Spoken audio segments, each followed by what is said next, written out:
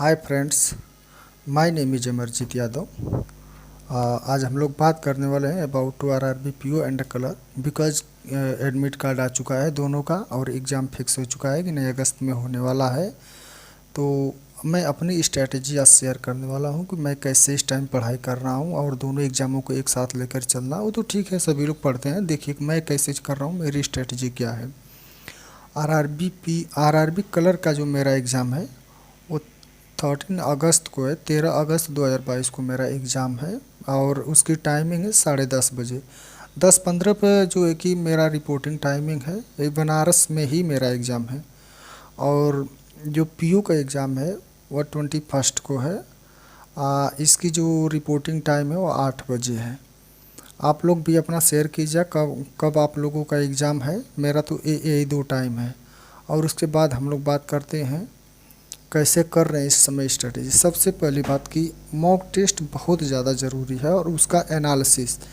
तो इस टाइम कम से कम अभी तो जैसे कि टाइम है, अभी आज 22-23 तारीख है, 23 तारीख है, तो 7 दिन इसमें और 13 दिन उसमें, लगभग 20 दिन है। उसमें 12 दिन ही है, सिर्फ 18-19 दिन है हम लोगों के पास।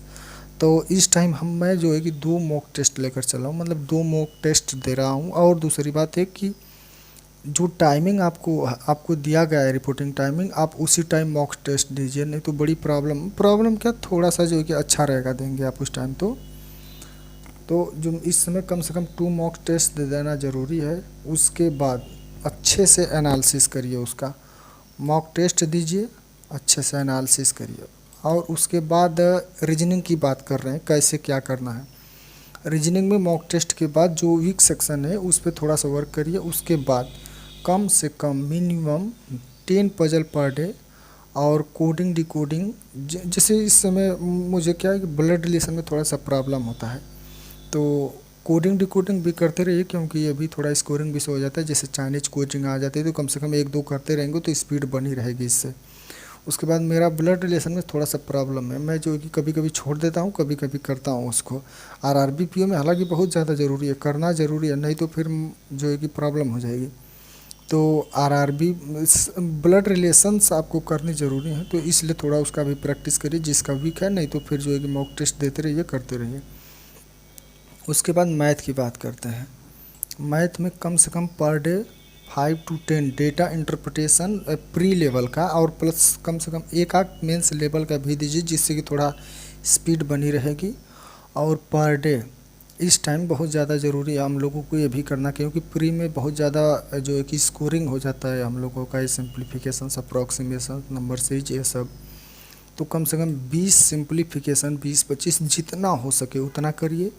नंबर सीरीज जैसे मेरा जो है कि रैंक नंबर सीरीज में थोड़ा सा प्रॉब्लम हो जाता है, कभी कभी 1-2 क्वेश्चन गलत हो जाते हैं या नहीं करता हूँ, नहीं समझ में आता 1-2 क्वेश्चन।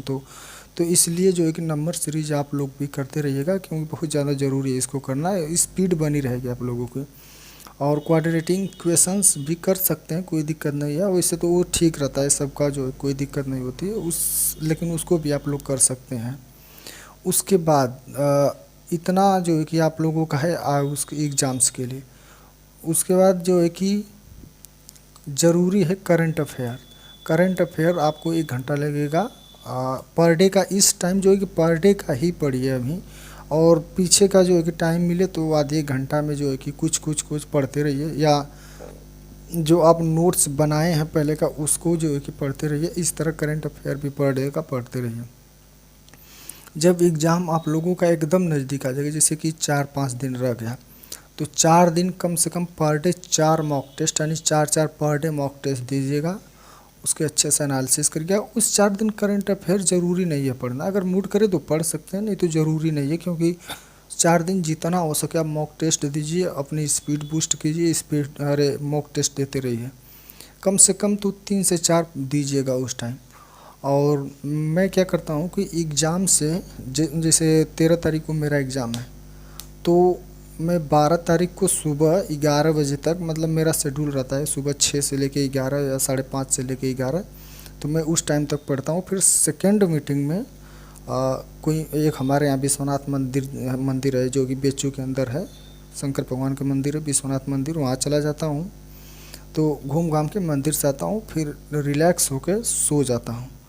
उसके बाद सुबह जाकर पेपर देता हूँ। कि शाम तक नहीं पढ़ता हूँ, माइंड प्रेशर होता रहता है हमें, तो इसलिए नहीं पढ़ता हूँ। तो आप लोग भी जैसे अच्छा लगा वैसे करते रहिए और अच्छे से पढ़िए, ध्यान दीजिए कैसे कैसे करना है। मेरी यही स्ट्रेटजी है। थैंक यू दोस्तों, आप लोग पढ़ते रहिए।